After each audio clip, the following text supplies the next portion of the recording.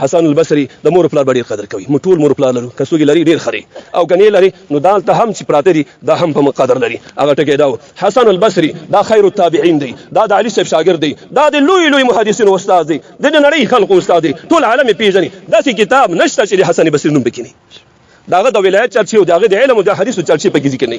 حسن البصري رحمت الله تعالی علیه نن درس کو دی حدیث مبارکو سبا چې درس راته شاګردان ټول ته ودرېده قصه مې لنډه چې ورته ودرېده. حسن البصري ته فرمایي من بیګا سه په عجیب حالت کې ولیدي، وې څه حالت کې ولیدم، وې نه مخکې مچ لیدي خو کې بل حالت وو، نن چې ولیدي بیګا شپه جنت کې وې، جنت کې د هر ګیری تار باندې یو د سرو زرو ملغلره یاقوت او جواهر د ستا په ګیره کې زورندو. دا څه وجوه دومره اعزاز خو ستا ګیره ته څنګه ورکه؟ حسن البصري کړي پرون حسن البصري رحمت الله تعالی محدثینو ته فقهاو ته مریدانو اولیاء ته مستاو ک و یاره ما خو سم نه کړي خو بیګا یو کار نه وشو، هغه کار نیکی دا و.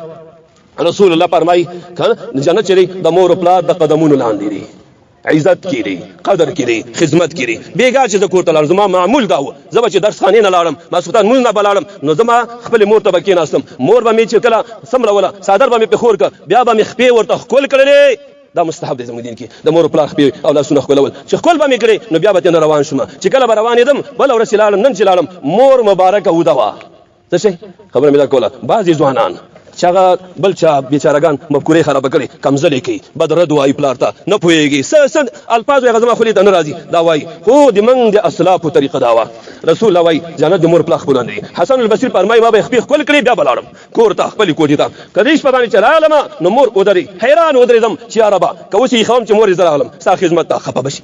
تکلیف دی یې ښولم یو تکلیف څه وکړم که یې ښکلوم دا شونډې لمدې وي کله یخې وي کله ګرمې وي دا په مور باندې ونه لګېږي تکلیف ورته ونه رسېږي. خیال کوئ قرآن اوف وای موف بنه وای دا یو تکلیف دی. دا چې کله ما وای دا خبره ځان سره اړوله الله جل جلاله ماته ارحام وکړو. حسن البصري طریقه زه ښیم، نه به د مور یخېږي نه به د مور تکلیف کېږي او نه به سبا ګیله کوي.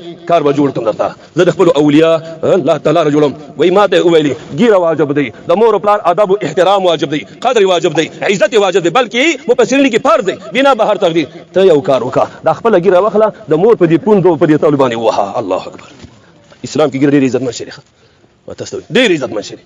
هدايت زمون کتاب ته وی که چا په زور ګیره کړه کړه دې شکل بدل کړه. څنګه چې یو قاتل قصاص کېږي دا سره به قصاص کېږي. دا مسله ګورونه سخت دی.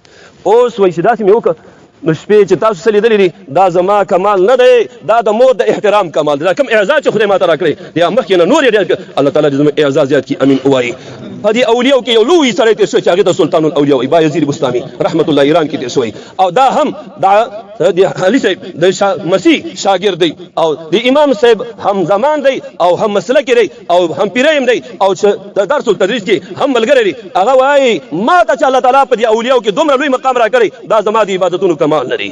وایي دا څه و یو جمع و جدي میاشت وه خبره مې لنډه وکړه کیسې وړاندې مې پرېښودې. وایي چې کور ته راغلم د ما هم دغه معمول حسن البصري غوندې خو یو شپه چې راغلم مور مبارکه اوده وه. دا یو کتاب دی خدای پیژندونکي عارفان هلته بیا دا واقع وګوري هلته دشته دی. وایي چې راغله مور اوده وه د جدي میاشت وه یخ وه هر څه یخ نیول. وایي ما ته مور وویلې بچې اوبه راوړه څه شی راوړه اوبه راوړه. وایي زه لاړم جام مې راواخیسته جام مې لاس کې دواړو کې نیولی ما خو مور ته وایي ښه ده که څه شي در واخله ما جام دواړو لاسونو کې نیولی چې راغلم د تللو راتللو کې مور اوده شوې وه او بس زه ورته حیران ودرېدم چې حیران ودرېدم چې اوس مور ته چې اوبه مې راوړي خو یو نه دی بیا به ما ته خوب نه راپاڅولم او که نه راپاڅوم زم بیا به مور سهار هر وخت چې راویښه شي ما ته وایي چې حسن بصري نافرماني دې وکړه اوبه دې رانه کړې دا په څه جنجال کې امتحان کې راغلم.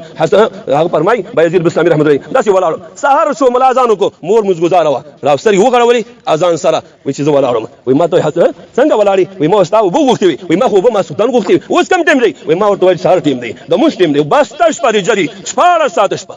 الله اکبر 14 ساعته شپه په ولاړه جام لاس کې ګیلاس لاس کې یخې اوبه او یخ ګیلاس لاس کې داسې نیولی چې دی نیولی ګدیم نه وایي که دې کې د مور اوبه راکړه زه ټیټېږم مور به وایي چې دومره نافرمانه وړي دلته ناست وایي چې ما ګیلاس ور وړاندې کړه مور لاس را وړاندې کړه. بایزید بستامي د الله تعالی د اولیاو نه و نازک طبیعت یې و لاسونه یې ډېر نازک و دا جام یخ نیولی و لاس یې یخ نیولی و نښتی و. وایي چې جام یې کش کړه د لاس پوستکی واوښت د لاس پوستکی د جام سره لاړ کنګل نیولی و وینې شو.